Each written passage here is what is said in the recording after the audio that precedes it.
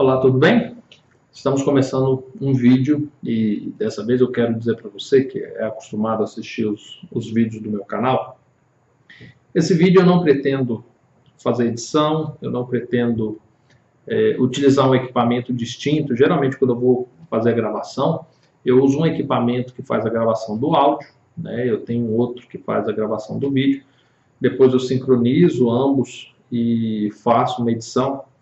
Entretanto, isso é muito trabalhoso e esse assunto a respeito do Apocalipse, há muito tempo eu venho querendo fazer uma produção de um vídeo que abrange todo o livro do Apocalipse. Muita gente me questiona a respeito disso. Então, hoje eu decidi que iria produzir o vídeo e até para que eu não ficasse me delongando, eu faria ele sem edições, tá bom? Então, você vai perceber que o áudio está um pouco diferente dos demais vídeos. Esse vídeo não vai ter edições. Então, nós vamos estudar o livro do Apocalipse como se nós estivéssemos frente a frente, tá? Então, não vai haver cortes, não vai haver edições. E eu convido a você que venha passar comigo esse tempo de qualidade e um tempo que eu tenho plena certeza que você vai aprender muito, tá? Então vamos lá. Primeiro eu quero dizer para você o seguinte, eu não sei se você sabe, eu sou autor do livro A Última Guerra. Esse livro aqui já vai fazer uns 3, 4 anos, eu creio que ele foi publicado pela editora Garcia, e nesse livro aqui eu trago o livro do Apocalipse explicado verso por verso, tá? Verso por verso. Se porventura você tiver interesse nesse livro, você pode clicar na descrição, tá? do vídeo. Nós temos ele impresso, se você quiser adquirir o e-book também está disponível. E nós temos também um aplicativo gratuito, tá? Que você pode instalar todo o sistema Android. E um aplicativo que já foi baixado, agora eu não tenho o número exato, mas nós já estávamos num número bem alto já de downloads, e é um aplicativo muito legal. Então fica aí a sua sugestão, tá? Caso você queira um estudo mais aprofundado. E quando eu pensava em produzir alguns vídeos para o YouTube, para os meus inscritos, para a galera que me acompanha, eu gastei muito tempo fazendo alguns recortes, fazendo algumas estruturas, como achar a forma certa para produzir o vídeo. E eu cheguei a fazer esboço, onde eu falaria sobre o Apocalipse em 7 vídeos, mas eu achei que ficou um pouco superficial. Depois eu fiz outro que daria em 12, depois eu fiz outro que daria em 20, e enfim, eu nunca fiquei satisfeito com a estrutura para se explicar o Apocalipse. Porque, na verdade, o livro do Apocalipse, em si, ele é um complemento de várias outras profecias e você não estuda ele sozinho, né? Então, você precisa rodar a Bíblia toda para estudá-lo. E pensando nisso, foi que hoje acabei decidindo fazer a gravação do livro do Apocalipse, como se nós estivéssemos sentados, batendo um papo, e eu vou começar desde o primeiro capítulo e terminar ao último. Então, até para que o vídeo não fique muito longo, muito extenso, o que eu vou fazer? Conforme nós formos estudando, conforme eu vejo que ele já deu uma certa quantidade de tempo, eu vou parar o vídeo, né? A gente conclui ali o assunto, a gente termina o vídeo e eu já coloco para gravar de novo a sequência, tá? Então, hoje você vai conhecer, vai aprender praticamente tudo o que eu sei a respeito do Apocalipse, tá bom? Então nós vamos fazer dessa forma, dessa maneira. Se porventura ficar alguma dúvida, você pode colocar aí nos comentários.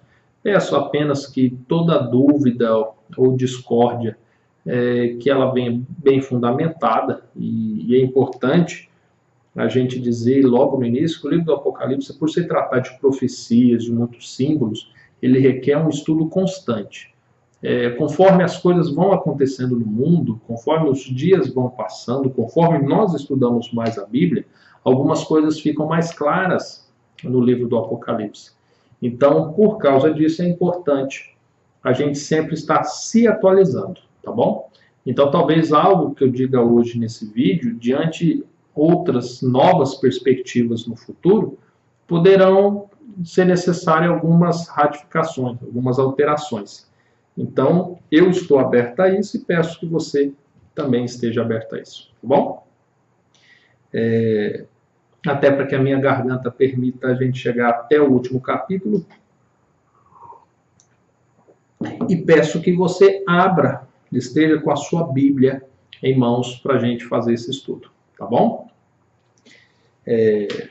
De antemão eu peço que Deus te ilumine e que Deus me ilumine também para esse estudo, porque afinal de contas, sem a orientação e a direção dele, a gente vai patinar em cima dessa Bíblia e não vamos chegar a lugar nenhum. Pois bem, o livro do Apocalipse é importante, e eu já dei uma pincelada, que ele não é possível se estudar sozinho, embora muita coisa por si só acaba sendo compreensível. Um resumo básico a respeito do livro é que João, quando preso na ilha de Patmos, ele teve algumas visões. E diante dessas visões, ele teve também interpretações dessas visões, por meio de um anjo que lhe falava, né, e que lhe explicava algumas coisas. Outras coisas não foram explicadas. Então, por causa disso, a gente consegue achar a interpretação em outros livros, em outras passagens da Bíblia. Eu quero dizer para você o seguinte: eu já vi várias interpretações a respeito do Apocalipse. E eu costumo seguir uma linha que não é todo teólogo que usa, não são todas as igrejas que adotam tal postura, mas, por exemplo, para compreender tal assunto que o Apocalipse traz, eu sempre vou priorizar textos e contextos que se assemelham ao que o Apocalipse está dizendo. Então, talvez para explicar um verso do livro do Apocalipse, eu não vou ir para Salmos, para Provérbios, para episódios isolados de livros não proféticos ou de manifestações não ditas por Jesus ou amando de Deus, para trazer tal compreensão, tá bom? Então, eu sempre vou trazer esse sincronismo, até para que a gente consiga chegar ao mais próximo possível daquilo que, de fato, Deus revelou para nós na sua Santa Escritura, tá bom? Então, vamos lá. No primeiro capítulo, nós temos aqui a revelação do que está acontecendo de fato e o que o livro do Apocalipse representa. É óbvio que se nós fôssemos ler todos os versos do livro do Apocalipse, ficaria ainda mais extenso. Então, eu vou me ater a alguns que eu julgo ser importante para que a gente compreenda. Os 3 primeiros versos eu acho fantástico. E ele diz assim: revelação de Jesus Cristo, que Deus lhe deu para mostrar aos seus servos as coisas que brevemente devem acontecer. Ele as enviou pelo seu anjo e as notificou ao seu servo João, que testificou da palavra de Deus, do testemunho de Jesus Cristo, de tudo o que viu. Bem-aventurado aquele que lê, bem-aventurados os que ouvem as palavras dessa profecia e guardam as coisas que nelas estão escritas, porque o tempo está próximo. Pois bem, aqui nós já percebemos o seguinte, que todo o livro do Apocalipse ele vai revelar quem? Ele revela Jesus Cristo. Então ele vai revelar a pessoa de Jesus, a santidade de Jesus, o ministério de Jesus e o que Jesus faz ao céu, uma vez que ele ascendeu ao céu após a sua morte, tá? Então, o livro do Apocalipse, na verdade, quando muitos dizem assim, é um livro de destruições, de tragédias, não. O livro do Apocalipse é um livro de amor, é um livro que revela o nosso Salvador, é a revelação de Jesus, por meio de símbolos e por meio de muitos mistérios. Mas nós vamos entender ao todo desse estudo que todos esses mistérios são revelados pela própria Bíblia. Tá? Foi revelada a revelação de Jesus por meio de Deus, que autorizou, que enviou um anjo para notificar tudo isso a João. Que João testificasse de tudo que foi revelado pelo anjo, autorizado por Deus, que é a revelação de Jesus, aqueles que leem, aqueles que ouvem e aqueles que guardam todas essas palavras.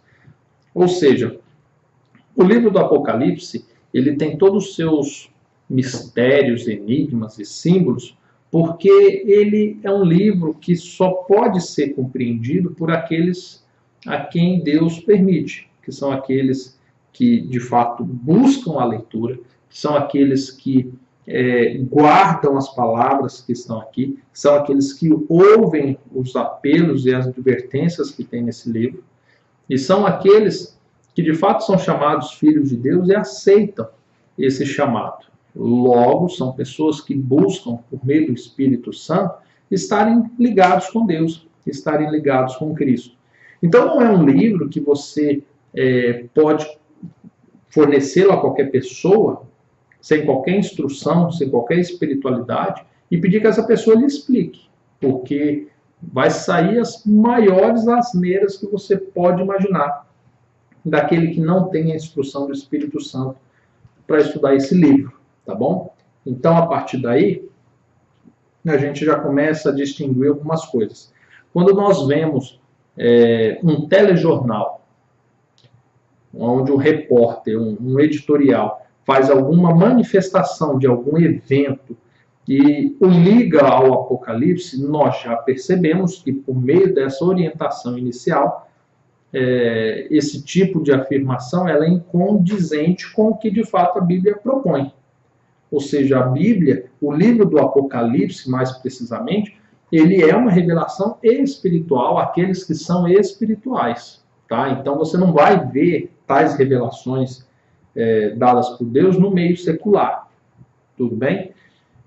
Outra coisa, e é sempre importante, como o livro do Apocalipse já começa dizendo que é a revelação de Jesus Cristo, que você tenha ciência de que nada do que tem aqui vai contradizer a Jesus.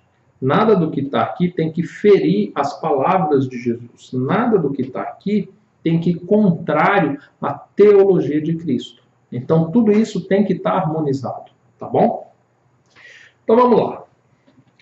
Dito isso, e dito também que todas as coisas que estão no Apocalipse estão próximas de se acontecer, logo nós concluímos que João, quando escreve a respeito disso, ele diz respeito a que tudo o que está no livro do Apocalipse aconteceria daquele momento adiante.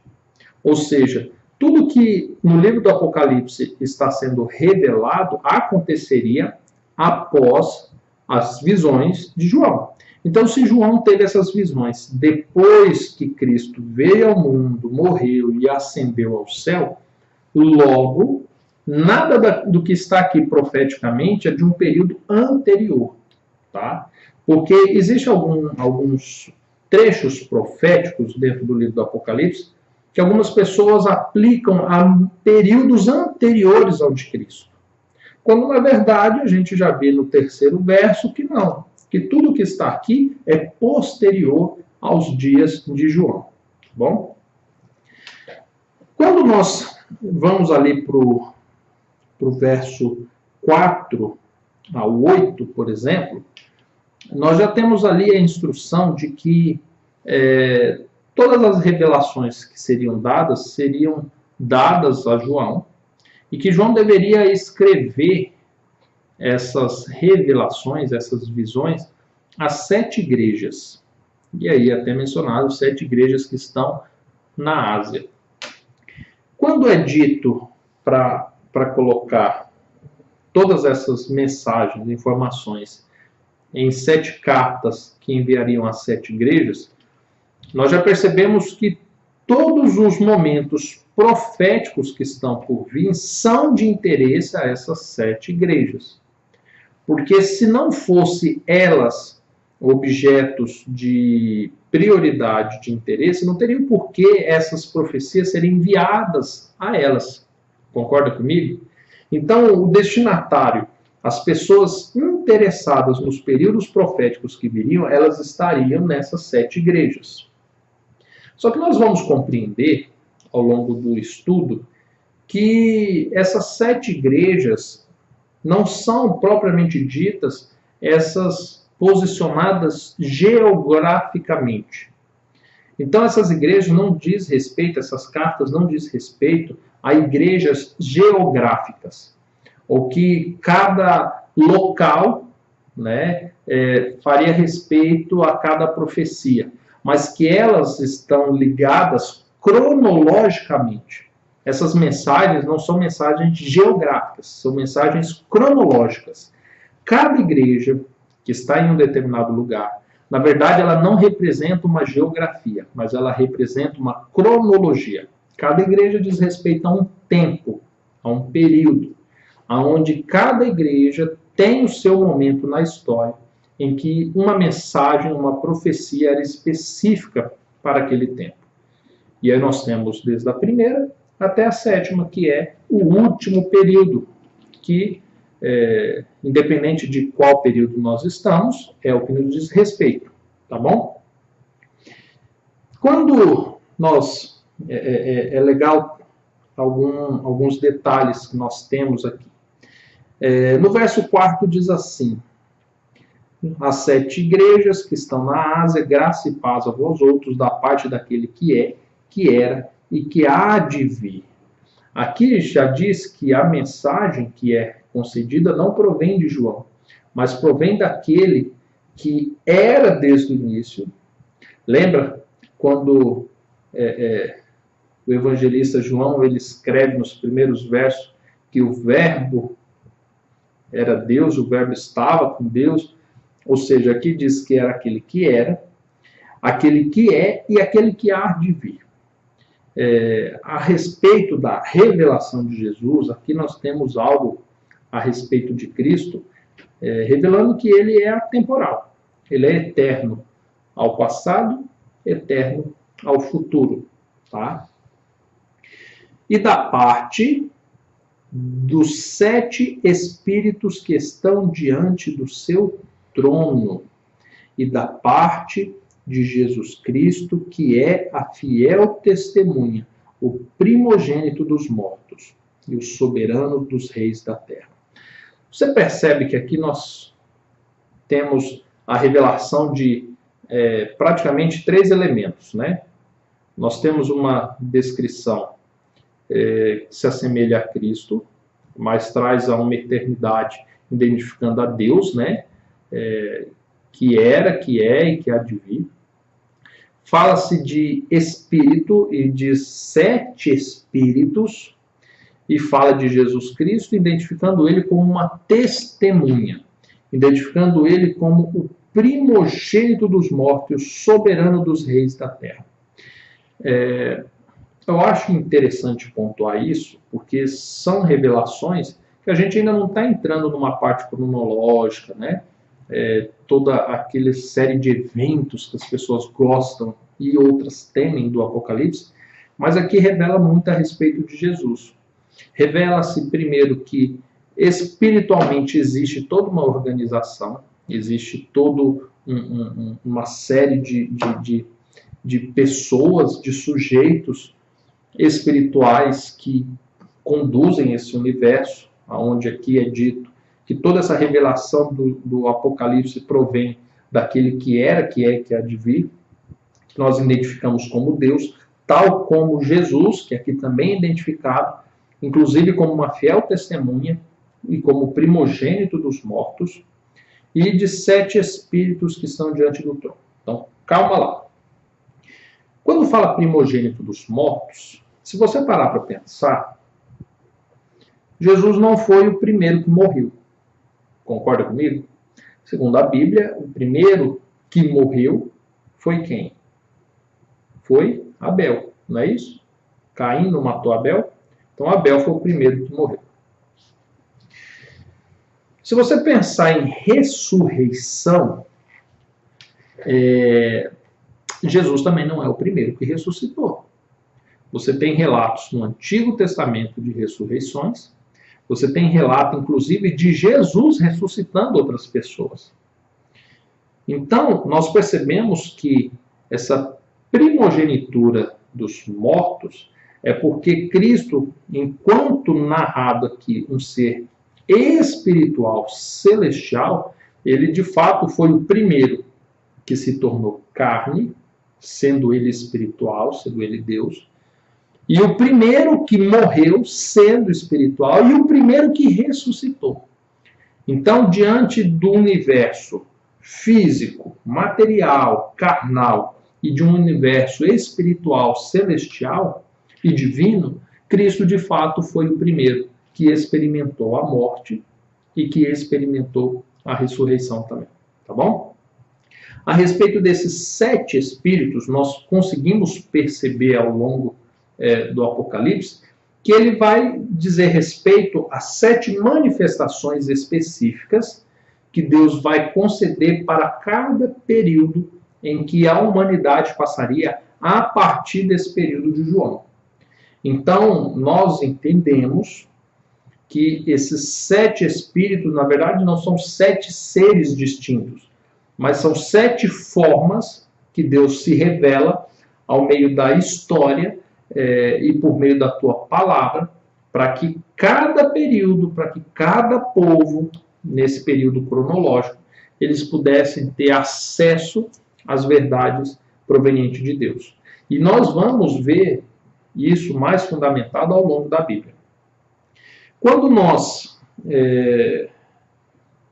olhamos a partir do verso 9 até o verso 20, a gente tem ali uma visão interessante, porque João ele começa a escrever, a narrar, né, o que está acontecendo, e ele diz o seguinte, a partir do verso 9, que ele estava na ilha de Patmos. No verso 10 ele já diz que ele foi arrebatado em espírito no dia do Senhor e ouviu de trás dele uma grande voz.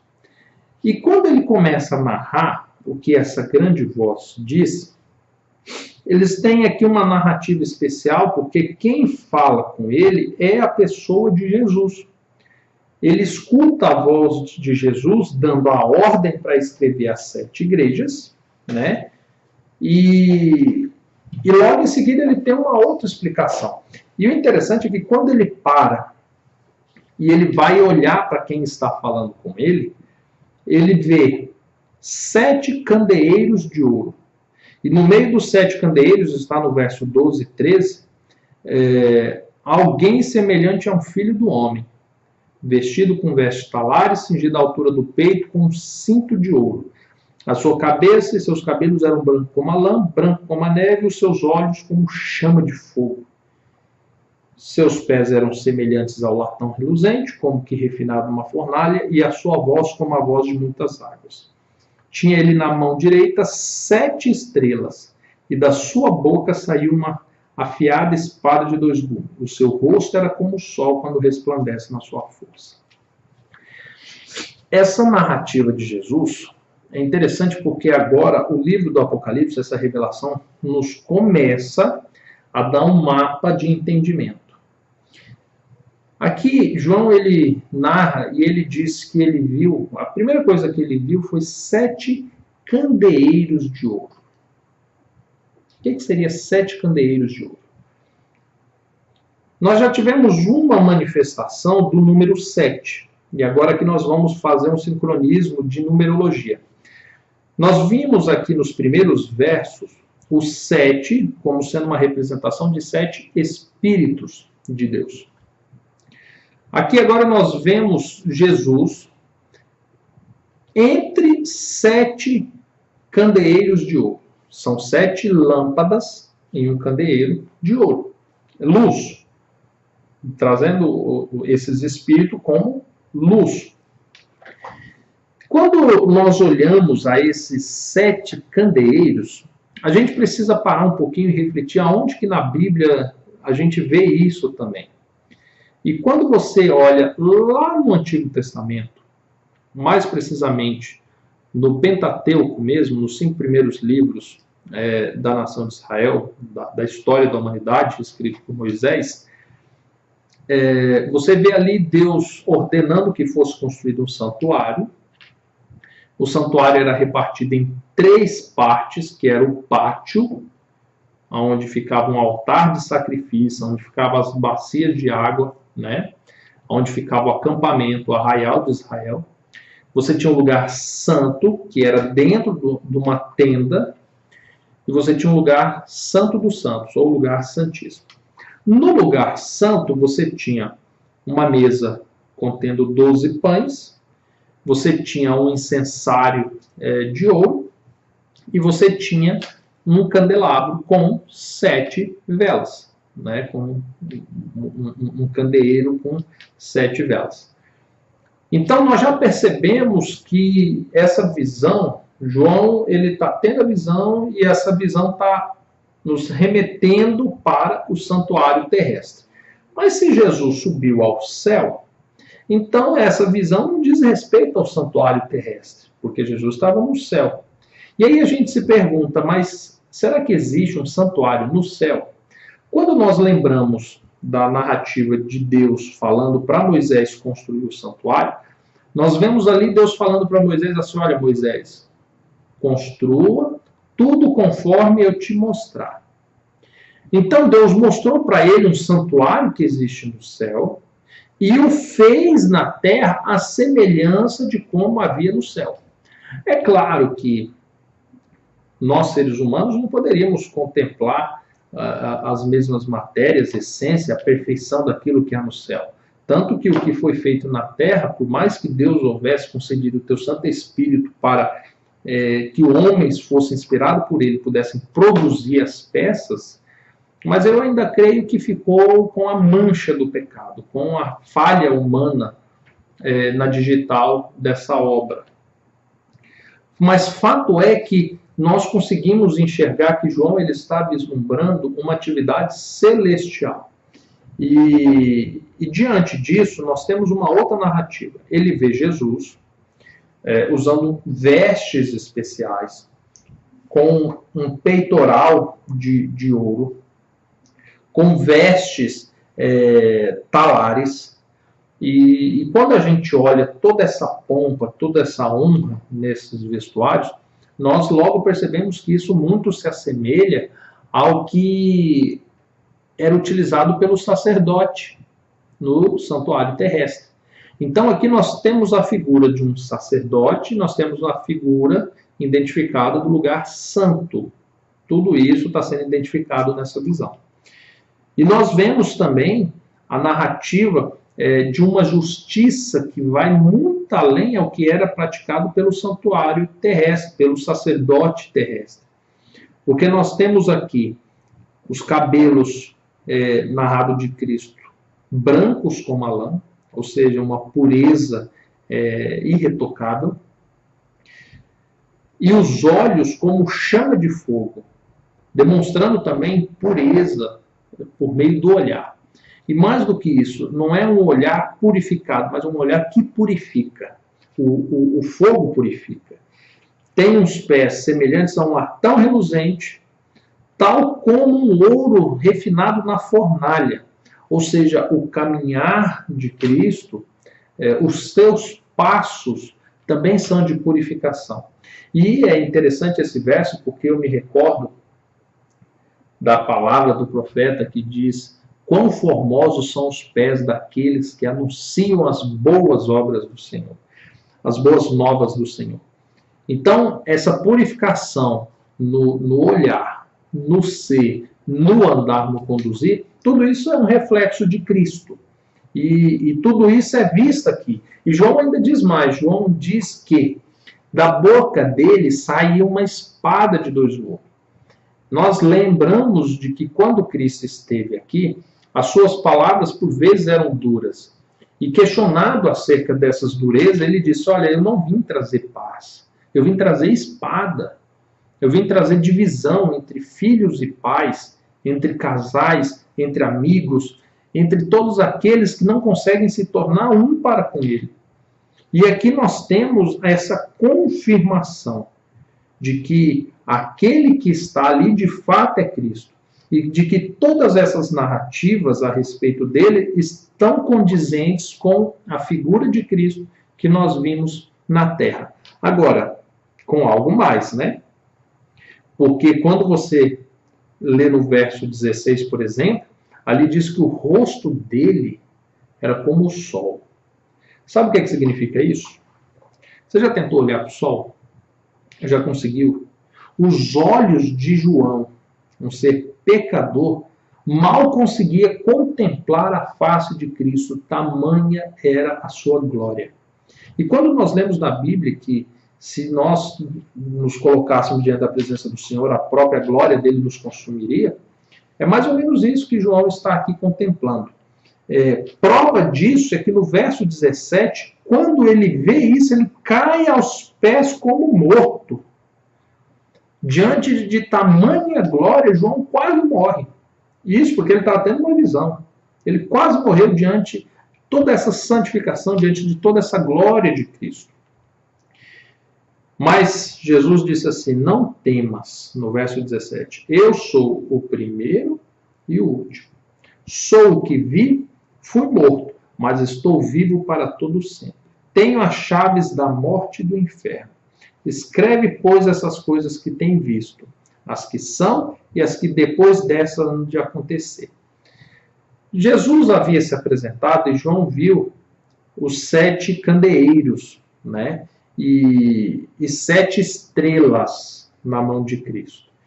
E aqui no verso 20, Jesus mesmo diz o que são esses números 7. E ele diz assim, olha, o mistério das 7 estrelas que viste na minha mão direita e dos 7 candeeiros de ouro é este. As 7 estrelas são os anjos das 7 igrejas. E os 7 candeeiros são as 7 igrejas. Ou seja, você tem 7 períodos proféticos, 7 períodos cronológicos, onde cada igreja representa um período cronológico desse. E você tem 7 anjos, um anjo para cada igreja, um anjo para cada período. E o anjo, quando nós estudamos na Bíblia, nós percebemos que o anjo ele tem, dentre várias funções, uma é especial, que é a de transmitir uma mensagem proveniente do céu. Então, para cada período cronológico, nós temos uma mensagem provinda do céu para trazer esclarecimento. Entendeu? Então, todo esse simbolismo que nós temos, nada mais é, nesse primeiro capítulo, João tendo uma visão de algo no céu, Jesus no resplendor da tua glória, da tua majestade, no lugar santo, e ali revelando que existem 7 períodos em que o mundo estaria dividido até a sua volta, até a consumação de todas essas coisas, no qual para cada período teria uma mensagem em especial. Essa é basicamente a sinopse de todo o livro do Apocalipse. Então, tudo que nós vamos ler de agora em diante vai estar direcionado a um período. Então, de agora em diante, tudo que nós formos ler no Apocalipse, toda profecia pontual que tiver, específica, nós precisamos descobrir, primeiro, em que período diz respeito a essa profecia. Quando nós descobrimos qual o período que ela diz respeito, nós vamos ter que descobrir se isso já aconteceu, se está acontecendo ou se ainda vai acontecer. Precisa haver esse sincronismo.